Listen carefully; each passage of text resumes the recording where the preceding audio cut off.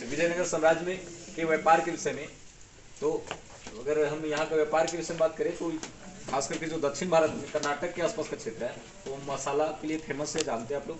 तो ये जो यहाँ का बाजार हुआ करता था वो मसालों के लिए, कपास के लिए, रेशम और वस्त्रों के लिए फेमस था, प्रसिद्ध था।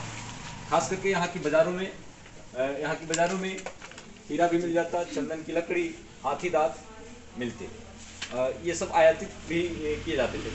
यहाँ पर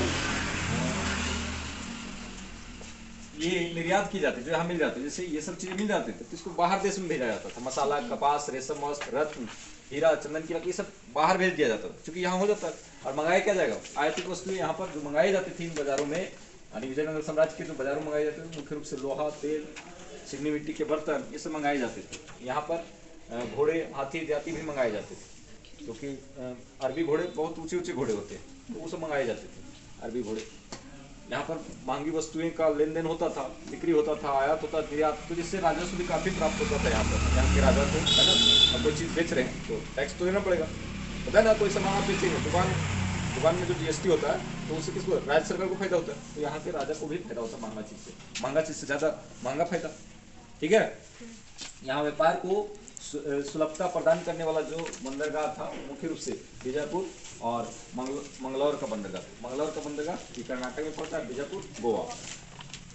अब हम समझते हैं विजयनगर साम्राज्य के जो विभिन्न राजवंश हुए। 1336 में सबसे पहले हरिहर और बुक्का नामक दो भाइयों ने विजयनगर साम्राज्य की स्थापना की, और ये संगम वंश के शासक थे। इनका शासन, इस संगम वंश का शासन 1336 से 1485 तक चला। उसके बाद 1485 के बाद तुलु वंश प्रारंभ हो जाता है और 1503 तक चलता है तुलु वंश का शासन। उसके बाद तुलु वंश का 1503 से 1542 तक, और उसके बाद 1542 से लास्ट अरविदु वंश का शासन चलता है, लगभग 17वीं शताब्दी। तो इसको आप ईस्वी नहीं याद करना है, केवल आप 1336 याद रखेंगे, हरिहर और बुक्का ने संगम वंश की स्थापना की। इसके बाद केवल वंश का रखेंगे, जैसे संगम वंश, फिर तुलु वंश और अरविदु वंश। मैंने ट्रिक से बताया, संगम मतलब मिलन हुआ सबसे पहले, उसके बाद शुरू हो गया, मतलब इस तरह से आप दिमाग में बैठा लेंगे कि प्रेम शुरू हो गया, पहले मिलन हुआ, फिर प्रेम शुरू हुआ, फिर दोनों परिवारों के बीच तलवारें चली, और अंत में वही होना था जो होने वाला था, और विदाई हो गया। अरविदु वंश मतलब विदाई हो गई। तो इसको आप समझ गए कहानी, मिलन हुआ, संगम मतलब मिलन, फिर शुरुआत हुआ दोनों में प्रेम, और फिर तलवारें चली, दोनों फैमिली के बीच तलवारें चली, और लास्ट में विदाई हो गया। जो होना था कहानी का एंड वही हुआ। आगे हम समझते हैं कृष्णदेव राय की उपलब्धियों को। ये इंपॉर्टेंट क्वेश्चन होगा। कृष्णदेव राय, क्योंकि ये सबसे महान शासक थे तुलु वंश के, विजयनगर साम्राज्य के सबसे महान शासक कृष्णदेव राय थे। इनका संबंध तुलु वंश से था। इन्होंने सर्वप्रथम जो योगदान है इनका 1512 में, ये क्या किए, तुंगभद्रा नदी और कृष्णा नदी के जो बीच का जो क्षेत्र था, जो उपजाऊ क्षेत्र था, दोआब क्षेत्र जिसका नाम है रायचूर दोआब, ये उपजाऊ क्षेत्र था। तो उपजाऊ क्षेत्र के माध्यम से राजस्व प्राप्ति हो सकती है। खेती होगा तो ज्यादा टैक्स मिलेगा ना, खेती करेंगे तो उपजाऊ भूमि कोई भी शासक खोजता था, तो इसको हासिल कर लिया, अपने अधीन में कर लिया था। कौन से दोआब को, रायचूर दोआब। कब, 1512 में। उसके बाद दूसरा 1514 का डेट याद रखेंगे, इसमें उड़ीसा के शासक का दमन किया। उड़ीसा के शासक यानी गजपति जो वहां को हुए करते थे, यानी वहां के जो शासक हुआ करते थे, उनका दमन किया, और इस प्रकार से उड़ीसा पर भी अपना नियंत्रण स्थापित कर लिया। 1520 में बीजापुर के सुल्तान को हराया। तो 1512 दोआब क्षेत्र हासिल, 1514 उड़ीसा के शासक का दमन, और 1520 में बीजापुर के शासक। उसके बाद ये साम्राज्य काफी फला फूला, बहुत ज्यादा डेवलपमेंट हुआ, विकास हुआ, और इसी के काल में यानी कृष्णदेव राय के शासन काल में पूरा शांति का माहौल था, उन्नति का काल था। इसका जो शासन काल था पूरा शांति के लिए जाना जाता है। यहाँ पर इन्होंने इससे विजयनगर साम्राज्य में एक से बढ़कर एक मंदिरों का निर्माण कराया, और इनको एक और श्रेय जाता है कि मंदिर के साथ गोपुरमों को जोड़ने का काम किया। गोपुरम क्या होते थे, मंदिर जैसे यहाँ पर है तो मंदिर के बाहर बड़ा सा गेट होता था इस मंदिर में जाने के लिए, तो इसको जोड़ने का काम किया, बाउंड्री वॉल दिया, ये निर्माण करवाया, बहुत सारे गोपुरम का निर्माण करवाया। तो ये श्रेय इन्हीं को जाता है, कृष्णदेव राय। इन्होंने अपने शासन काल में बहुत सारे गोपुरमों का भी निर्माण किया, और मंदिरों को गोपुरम से जोड़ने का श्रेय भी जाता है। इन्होंने अपनी माँ को सम्मान प्रकट करने के लिए एक नगर भी बसाया जिसका नाम है नागलपुरम, ठीक है। अपनी माँ के नाम पर इस नगर का बसाया था, स्थापित किया था, नागलपुरम, ठीक है। याद रखेंगे कौन से उपनगर की स्थापना अपनी माँ के नाम पर कृष्णदेव राय ने किया, तो नागलपुरम। कृष्णदेव राय अपने शासन काल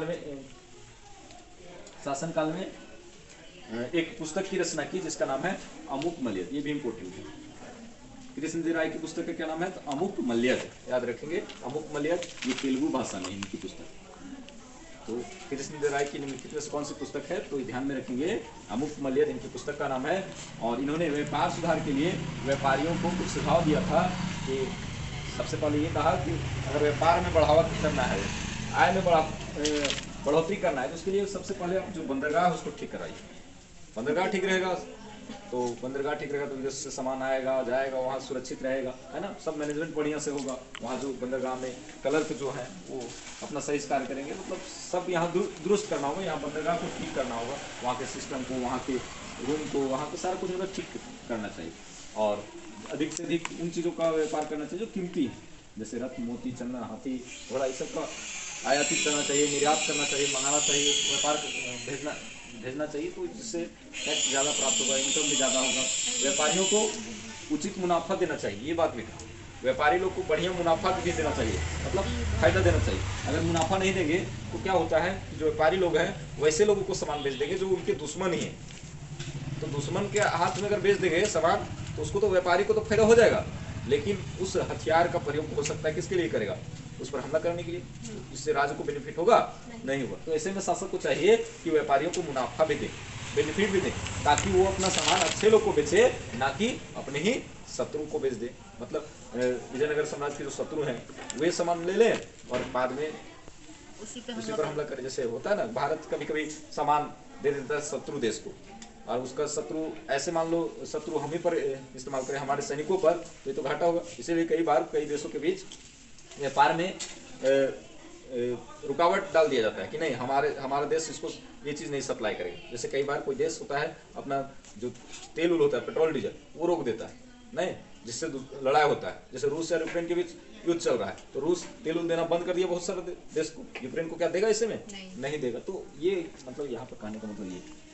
अब हम समझते हैं डोमिंगो पेस, जो एक पुर्तगाली यात्री थे, उन्होंने विजयनगर साम्राज्य का वर्णन किस प्रकार किया। वे 16वीं सदी में भारत आए और वहाँ पर एक पहाड़ पर चढ़े और पहाड़ पर चढ़कर देखकर वर्णन करते हैं और बताते हैं कि जो विजयनगर साम्राज्य है वो बहुत विस्तृत है, बहुत ज़्यादा फैला हुआ, इसका बहुत बड़ा है, और एक पहाड़ से पूरे विजयनगर साम्राज्य को देख पाना संभव नहीं, कदापि संभव नहीं है, क्योंकि ये बहुत विस्तृत है और यह कई पहाड़ियों के बीच स्थित है, कई पर्वत श्रृंखलाओं के बीच में स्थित है विजयनगर साम्राज्य, और ये बहुत ही खूबसूरत है। इसकी तुलना इन्होंने खुद इटली के रोम शहर से किया। मतलब जैसे इटली का रोम शहर बहुत ही खूबसूरत है, ठीक उसी प्रकार से ये विजयनगर साम्राज्य भी बहुत ही खूबसूरत है। यहाँ पर इस साम्राज्य में बहुत सारे बाग बगीचे, नदी, झीलें हैं, और यहाँ राजा के महल के पास भी, राजा के आवास के पास भी सुंदर सुंदर बाग हैं, जिसमें लंबे खजूर के पेड़ हैं, उसमें पानी जाने का प्रबंध है। यहाँ पर सुंदर से नहरें हैं जो सिंचाई के लिए प्रयोग होते हैं। अफवाह प्रणाली यहाँ का बहुत ही सुंदर है। ये सब बात वर्णन किया किसने? डोमिंगो पेस, ये पुर्तगाल के यात्री थे। ठीक।